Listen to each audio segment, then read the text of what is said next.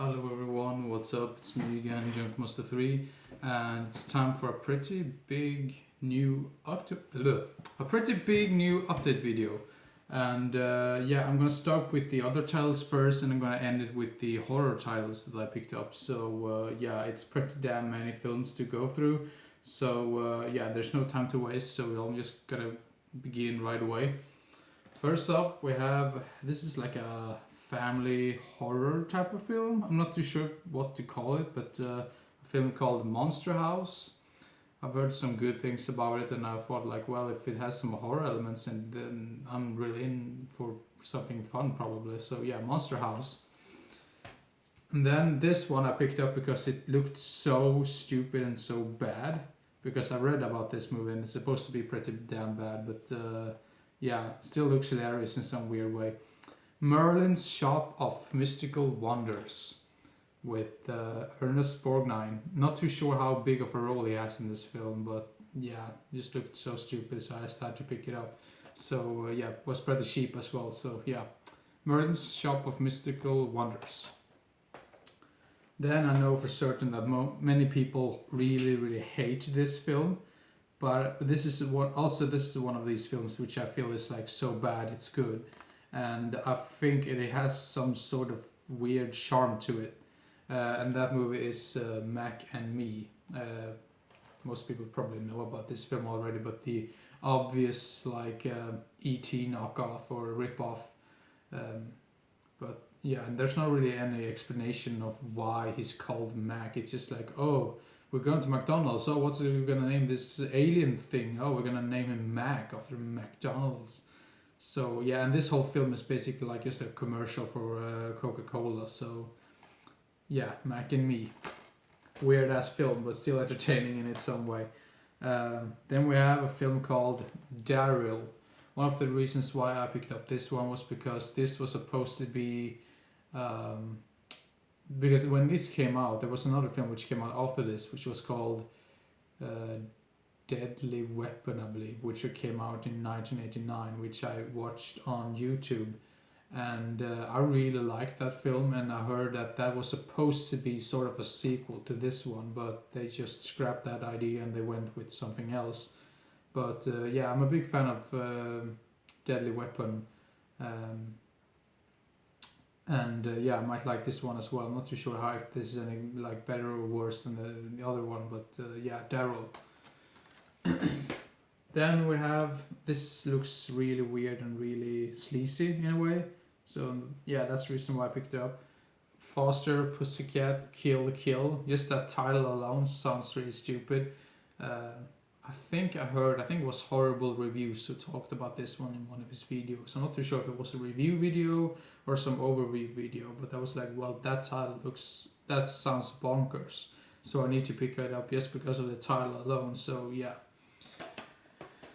Then we have an 80s comedy called, let's see here, Peggy Sue Got Married with Kathleen Turner and Nicolas Cage. So yeah, might be interesting. So late 80s, mid 80s comedy. Well, 80s in general. I really like 80s films in general, so it doesn't really matter. But yeah, 80s comedy.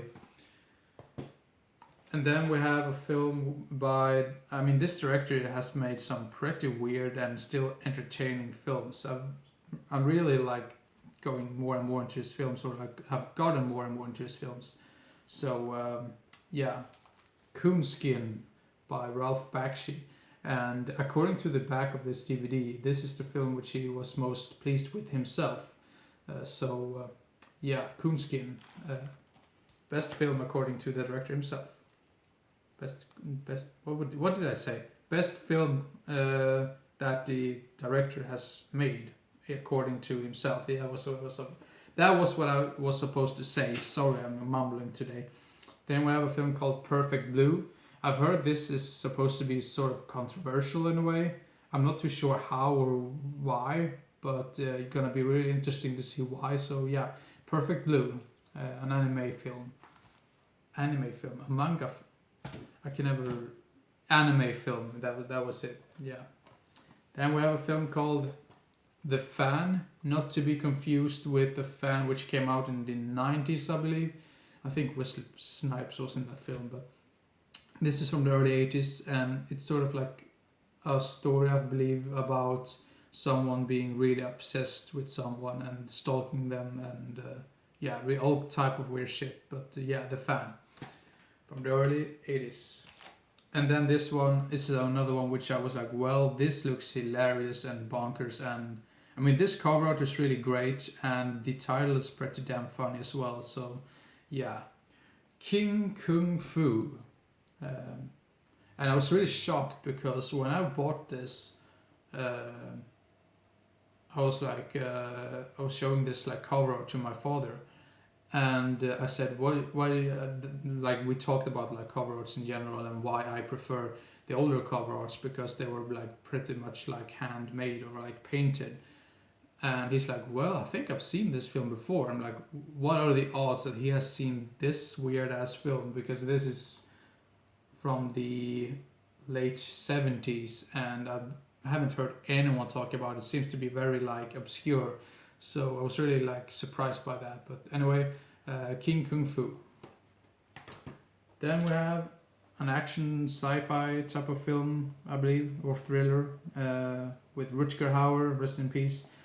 I'm not gonna say that every time when I say his name, and that sounds stupid now, but yeah. The film is Wedlock.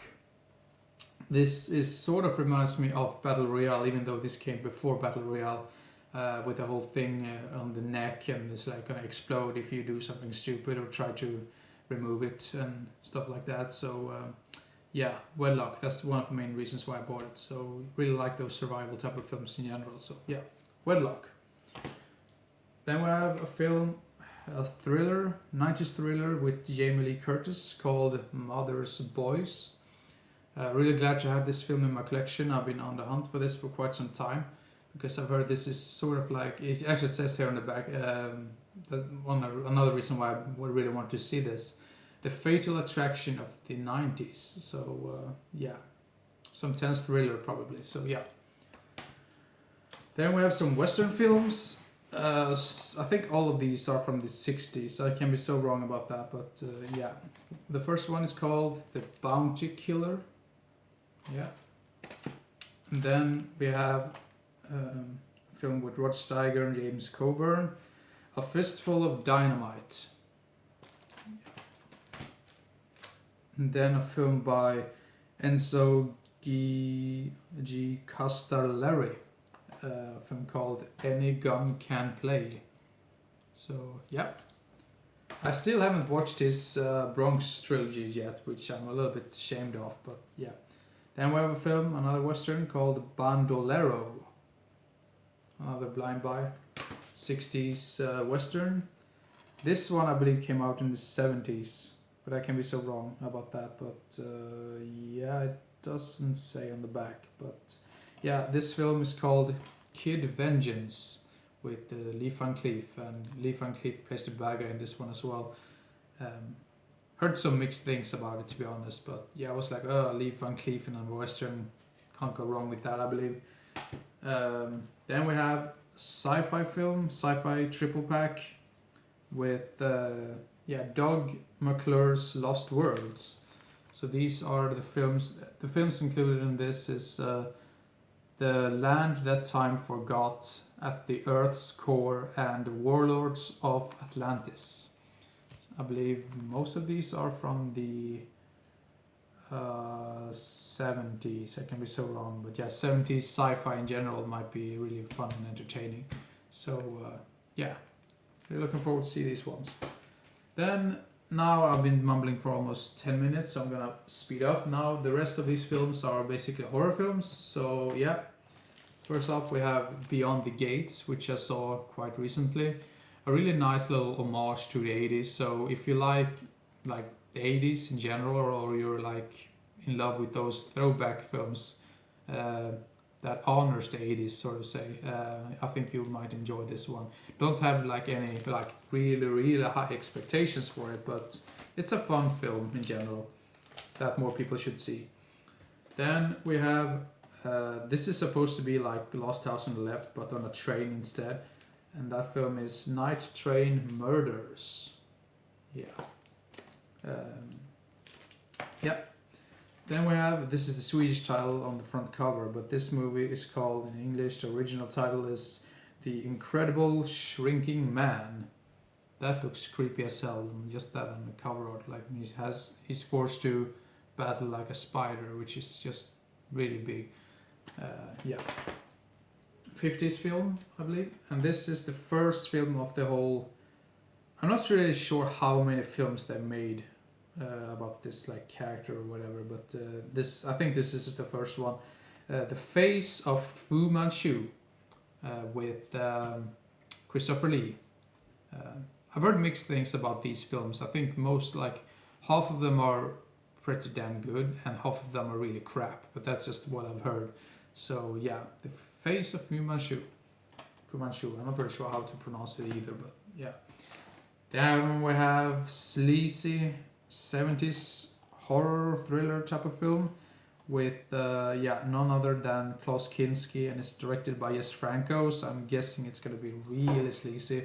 But I really like to read up on this killer in general, like this serial killer, which they never caught. So yeah, Jack the Ripper from the 70s with Klaus Kinski and directed by Jess Franco. So yeah. Then we have a double pack with Blackula and Scream, Blackula, Scream. Yeah. I haven't seen too many blaxploitation films in general. I think I've only seen Truck Turner and maybe like 2 or 3 other ones which I can't remember the titles of.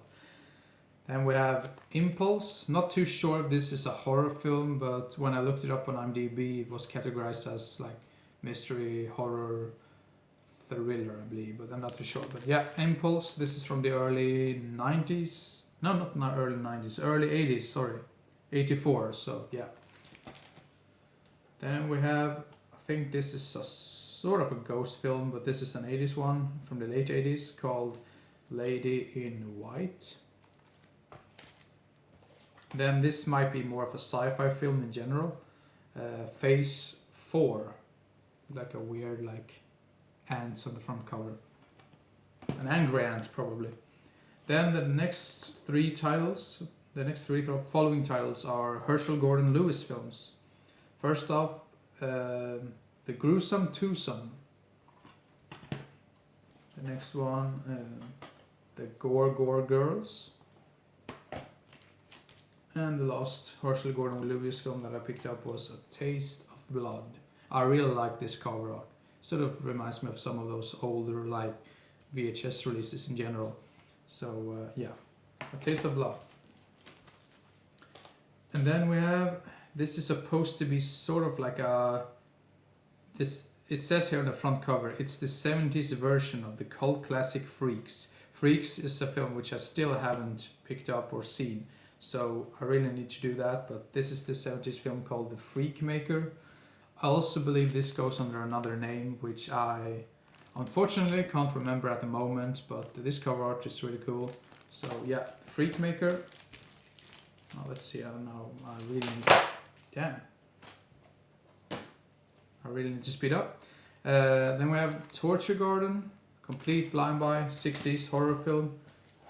And then we have Whatever Happened to Baby Jane with Betty Davis and Joan Crawford. And then the only Blu-ray for this update, Trapped Alive. It was so. I was kind of disappointed, to be honest, but yeah, it's alright. Then we have, from the early 90s, Body Parts. And then we have Undead or Alive, some sort of but some sort of like western zombie horror comedy, which just looks hilarious and fun as hell. So yeah. And then we have Buffy the Vampire Slayer, the film. I have never seen any of this TV series, so I'm not sure if you need to do that before you watch this film or the other way around. I'm not too sure, but yeah, this is the one which came out in the early 90s. I think this was even before the series started. But yeah, Buffy the Vampire Slayer. And Wreck, the first one, I already had the third one before. so I need to get a hold of the second one. And the last film for this update is going to be Bait. So yeah, sorry for that, for talking for almost like 16 minutes now, but yeah, I'm doing my best. Hope everyone and now I can't speak today. Hope everyone enjoyed and didn't get bored, and yeah, keep your eyes open for the next video. I'm hopefully gonna make like a top 10 of 1986 horror films from 1986, or it's gonna be a review video. I'm not too sure yet, but yeah, that's what I'm aiming at. So yeah, thank you everyone for watching, and see you next time. Bye bye.